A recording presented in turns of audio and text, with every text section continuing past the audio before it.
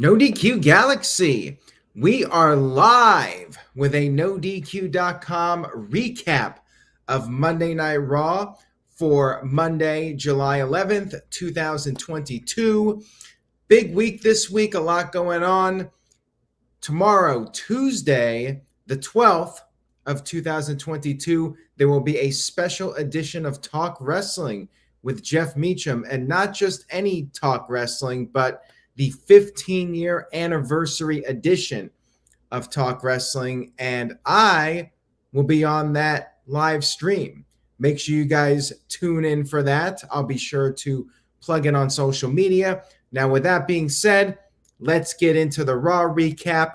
We had Brock Lesnar showing up in San Antonio, Texas. He said, "God bless Texas." He took off his hat to show manners. He talked about how life is good for Roman Reigns. But there's a saying, pigs get fat and hogs get slaughtered. Roman Reigns, as far as Brock Lesnar is concerned, is a hog. Then we had Paul Heyman interrupt. Crowd chanted, "You suck." Heyman said that Brock Lesnar, despite all they've been through, does not suck. Nice one, Paul Heyman. Heyman talked about how barbaric the last man standing match is going to be. Lesnar is going to be the favorite because Lesnar conquers and destroys people.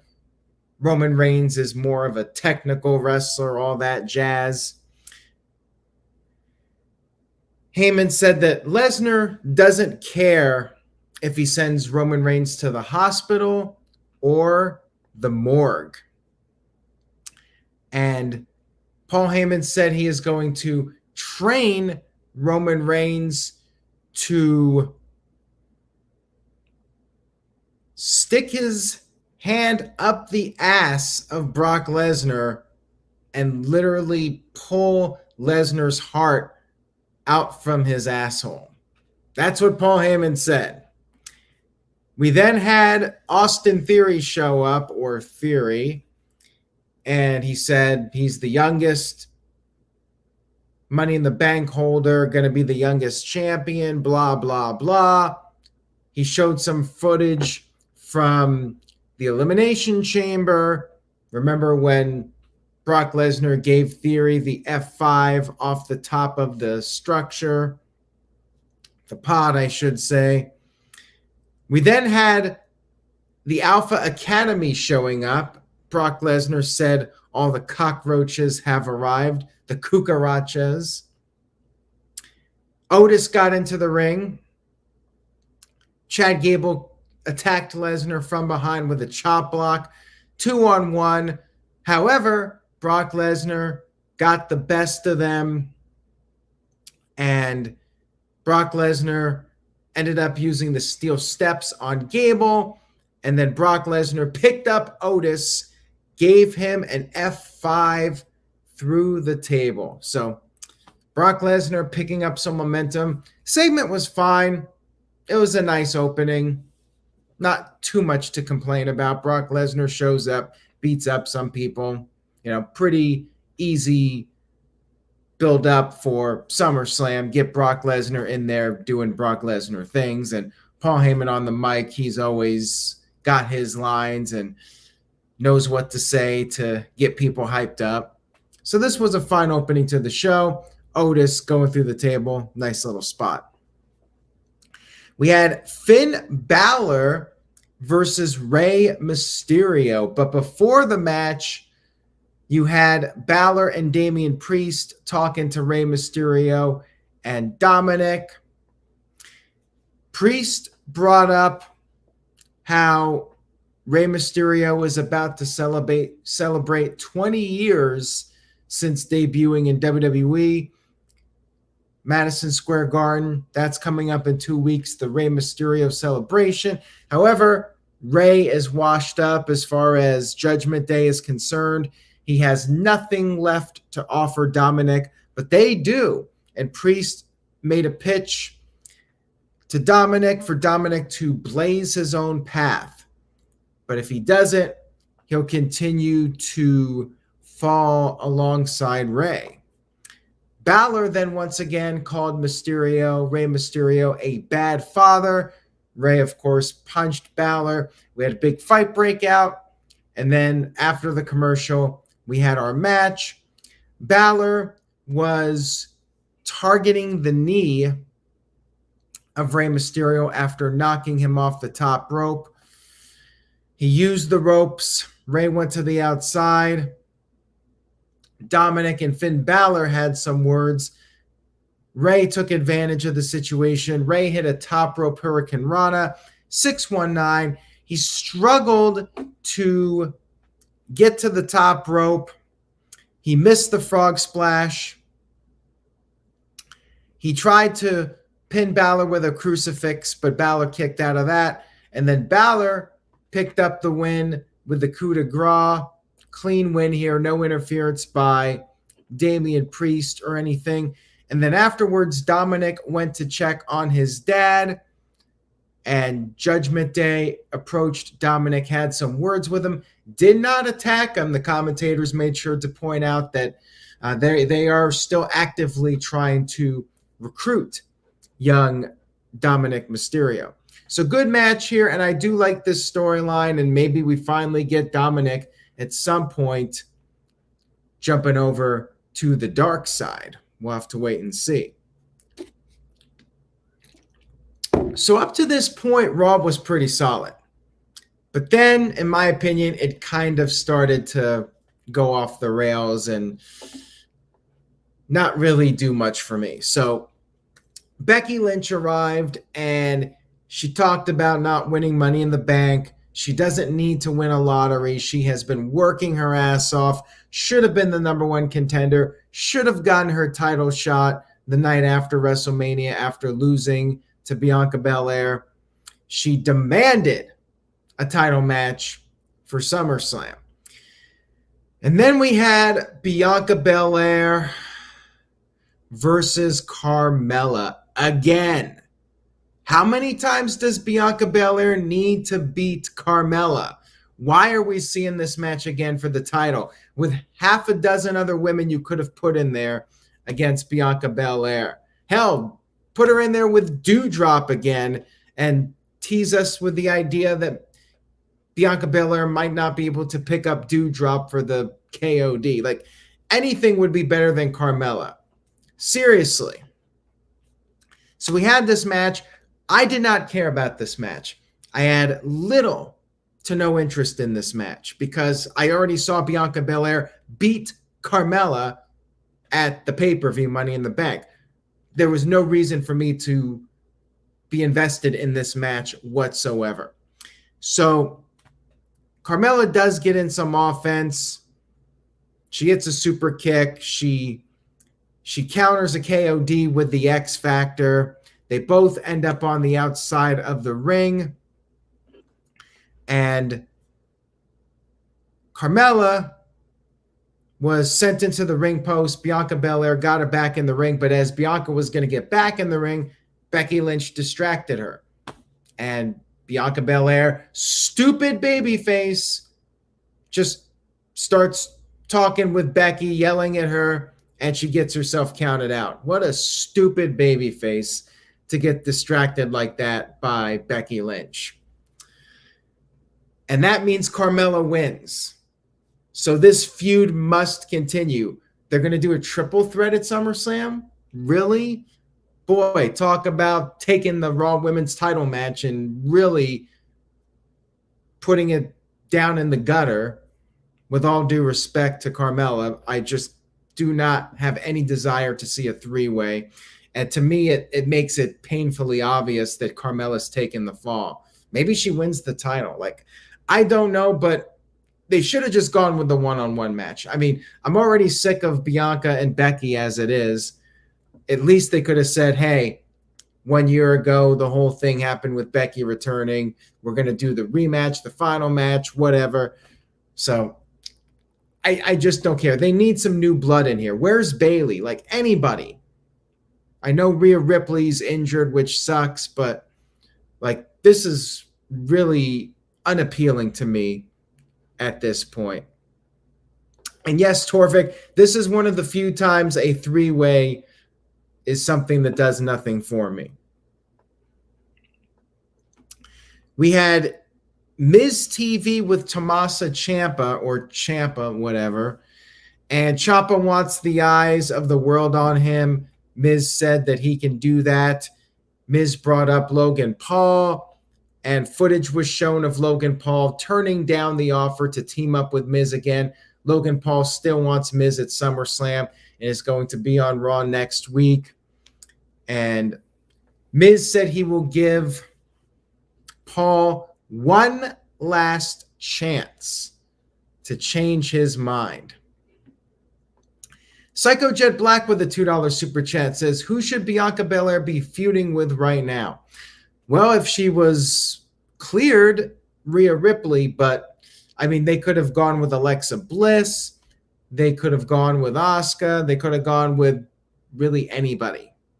Anybody but Carmella. And yeah, Becky Lynch, they can do one more match, one-on-one rematch from WrestleMania. Fine. But yeah, Carmella, adding her to the mix, my interest in that match drastically goes down. So anyways, back to the Miz TV segment. AJ Styles arrived. We had some more tiny balls jokes, you know, the humor for the 8-year-olds watching WWE television.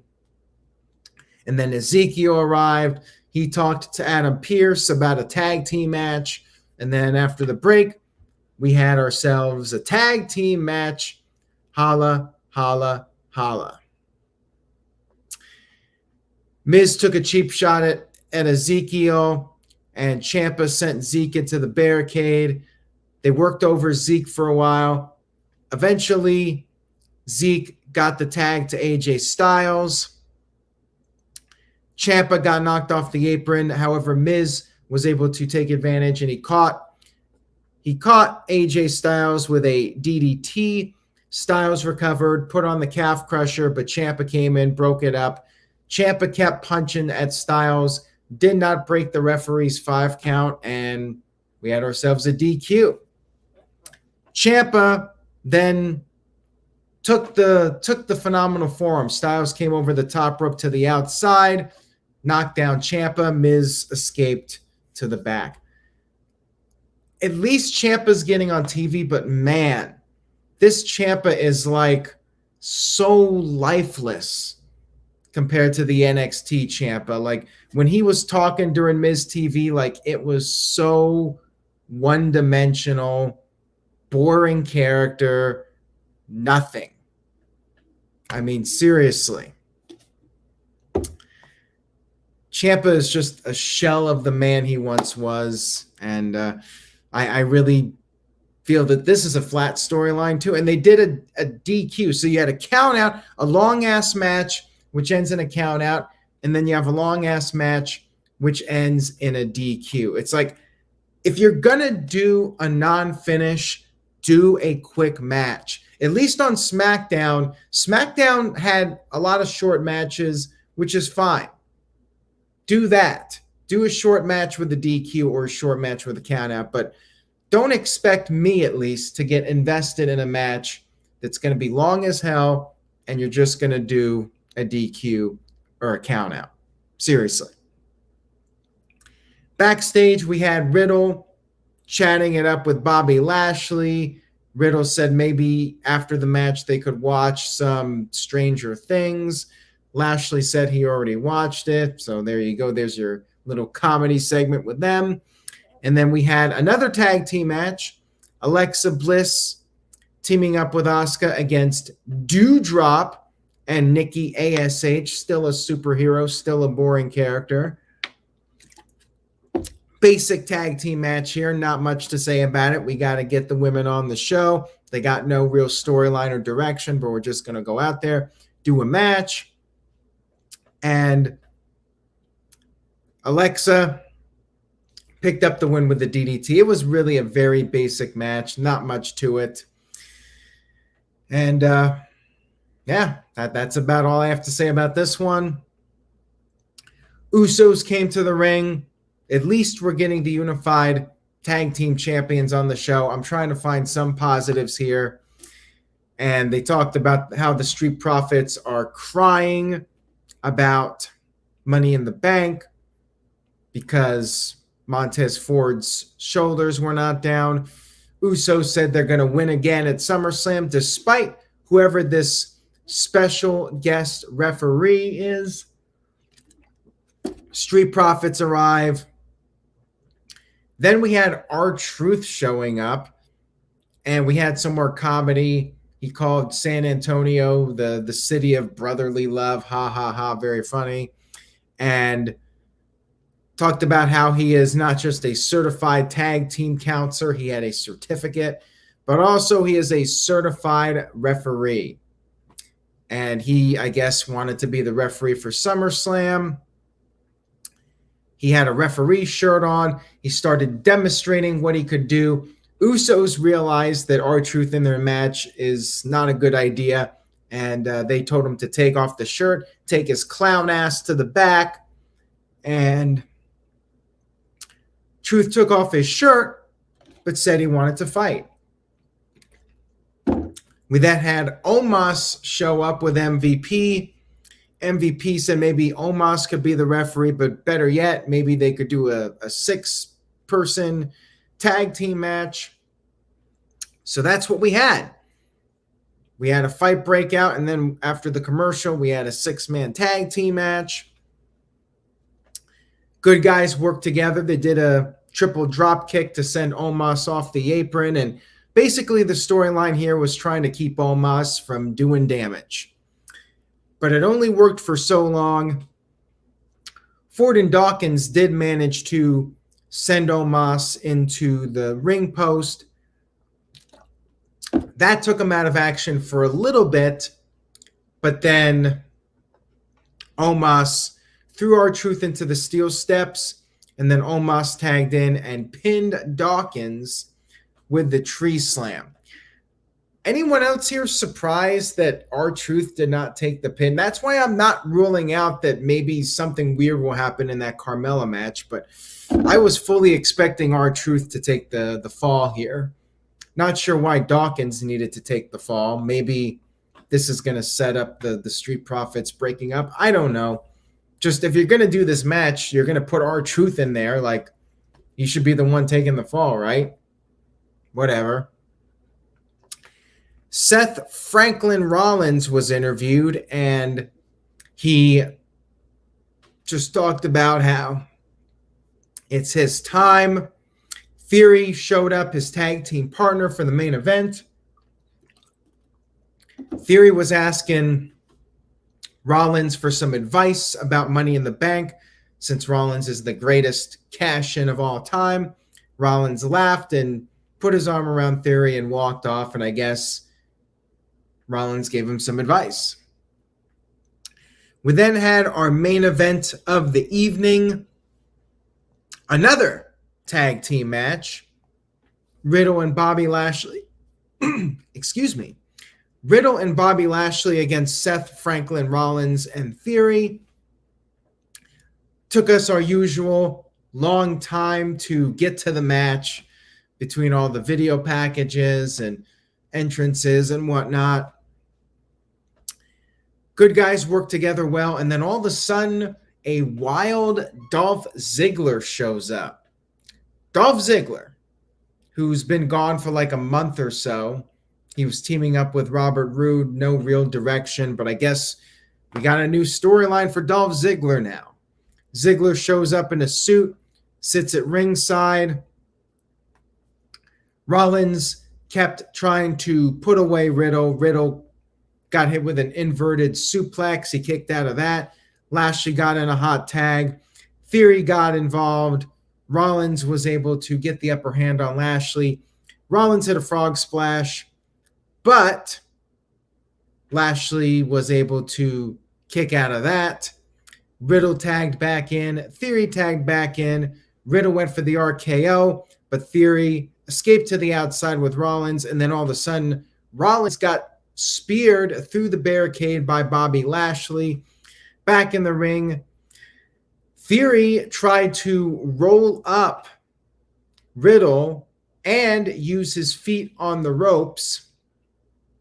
But then Dolph Ziggler, in the swerve of the evening, instead of helping Theory, Ziggler pulled Theory's feet off the ropes. So I guess Dolph Ziggler is a babyface now. Riddle hit the RKO, picked up the win over Theory. So United States champion Theory takes another L. Probably means he's winning Money in the Bank. After the match was over, Ziggler laid out Ziggler laid out Theory because he's a good guy now. Ziggler lays out Theory with a super kick, and that's how Raw goes off the air with Dolph Ziggler's music playing. I mean, I guess Ziggler wants the Money in the Bank briefcase. I don't know. I really don't care. To me, Dolph Ziggler has fallen so far down the totem pole. They're turning him face now, a last-ditch effort to try and get people to care about him. Guess he'll put over Theory just like he put over Braun Breaker, but man, do I not care about this. Like, I have so little investment in Dolph Ziggler at this point. Psycho Jet Black with a $2 super chat says, do casual fans really care about Dolph Ziggler in 2022? Good question. I can't imagine too many. Like, he has been just there for the longest time, and it's really hard to care about anything that he does, which is a shame because the guy is extremely talented, but he's just been up and down for so long now. It's really hard to care. Overall, I thought Raw was pretty boring. Like, it wasn't a terrible show, but man, it just felt very run-of-the-mill. Not much to hype up SummerSlam.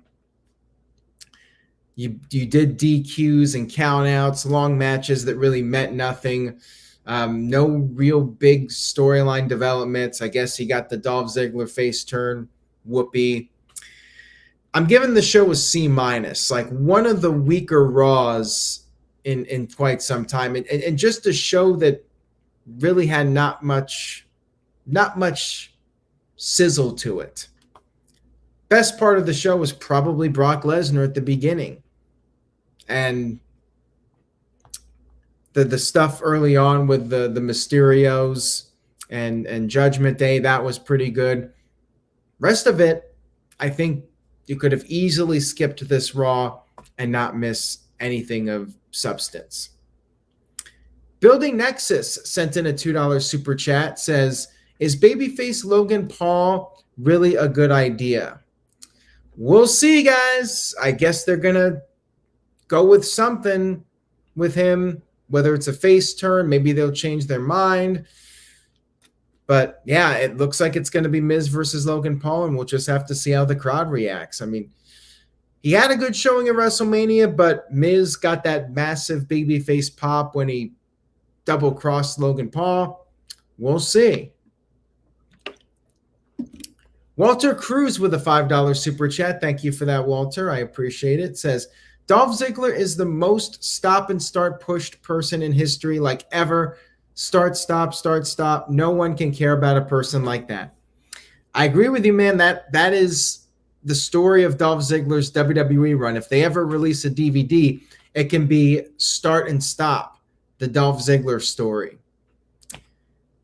The poor guy has been booked like a chump so many times, and they've done this storyline time and time again where he gets pushed for a while and then he just goes back into oblivion, comes back, and it's the same process over and over again. I mean, he needs a face turn for sure, but like, he's just there to put over Theory. I guess that's fine, whatever. It just seems so random for him to show up on Raw after not really doing anything. You know, he did do the NXT appearances, and I think he made like 1 or 2 Raw appearances with Rude. Does this mean Rude gets his old music back as a singles competitor? If so, then I will be totally fine with this Dolph Ziggler storyline. Psycho Jet Black with a $2 super chat says, which NXT women should be on Raw right now? Probably Mandy Rose. Like, she went back to NXT. and she reinvented herself. She's had her run. I think it's time to get her back on Raw. Maybe call up the entire Toxic Attraction as a faction and put them in the mix on Raw, SmackDown, just to freshen things up. Like we need some fresh blood in there on Raw or SmackDown. Really, both shows at this point, in my opinion. So anyways, that was Raw. I give it a C-. Would not recommend, though. If you're going to check out anything, I guess the Brock Lesnar promo and the Dominic Ray Mysterio segment with Judgment Day. Other than that, you know, not much really noteworthy that happened on this show. And I agree with Anthony in the chat room. Io Shirai, like, get her on Raw or SmackDown. If WWE ever plans to do something with the tag division again, you could always team up Asuka and Io Shirai. But either way, Io Shirai could be another fresh face in there. I know her contract is expiring, but sign her to a new deal, get her on Raw or SmackDown. But I feel like that's probably not going to happen at this point. Anyways, guys, thank you all for watching tonight. I really do appreciate it. If you liked the video, give it a thumbs up, spread the word, tell a friend. Stay tuned to NoDQ.com for the very latest news and rumors. And remember to say yes to NoDQ.com. See you all next time.